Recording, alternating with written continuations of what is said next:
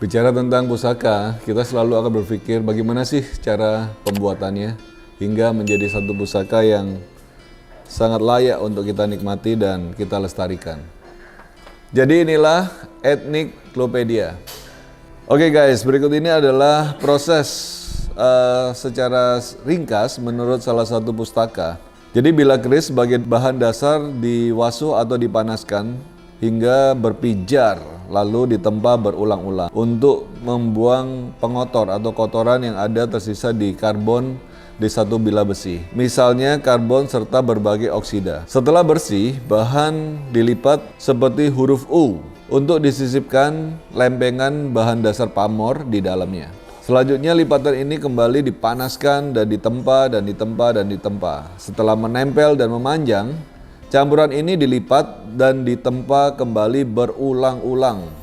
Cara, kekuatan, dan posisi menempa serta banyaknya lipatan akan mempengaruhi pamor yang akan muncul nantinya. Proses ini disebut saton. Bentuk akhirnya adalah lempengan memanjang. Lempengan ini lalu dipotong menjadi dua bagian yang disebut dengan kodokan. Satu lempengan baja lalu ditempatkan di antara kedua kodokan seperti roti sandwich. Diikat lalu dipijarkan dan ditempa untuk menyatukan. Ujung kodokan lalu dibuat agak memanjang untuk dipotong dan dijadikan sebilah ganja. Nah, di tahap yang ketiga atau tahap berikutnya adalah membentuk pesi atau bengkek atau calon gandhi ya.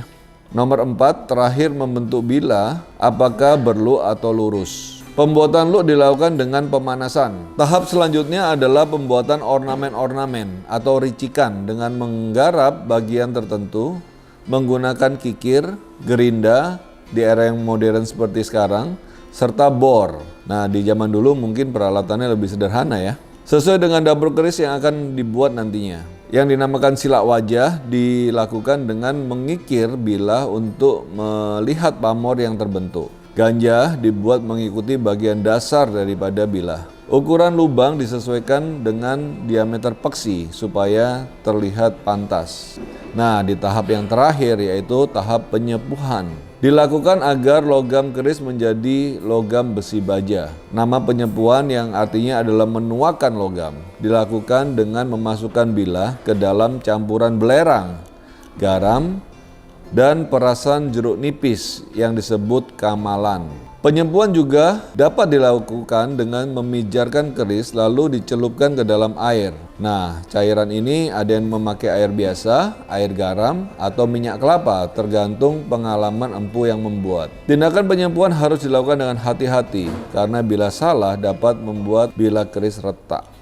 Nah itu guys, cara sedikit tentang ulasan cara membuat suatu pusaka, bagaimana pusaka bisa terbentuk dengan sedemikian luar biasanya melalui proses dan tahapan yang begitu rumit ya. Waktu menjelasinya sih kayaknya mudah, tapi di dalam pelaksanaannya sebenarnya tidak semudah itu.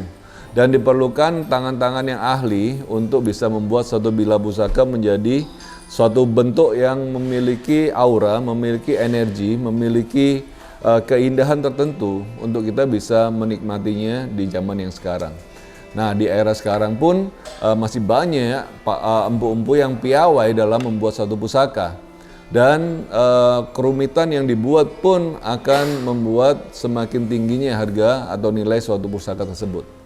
Oke guys, itu tadi video Ethniclopedia kita, mudah-mudahan bisa membawa kita sedikit untuk mengerti gambaran tentang cara pembuatan pusaka. Dan marilah kita sama-sama merawat pusaka dan melestarikan pusaka karena yang namanya pusaka atau tosan aji ini adalah harta budaya yang harus kita lestarikan. Sampai ketemu di video-video selanjutnya. Salam Rahayu.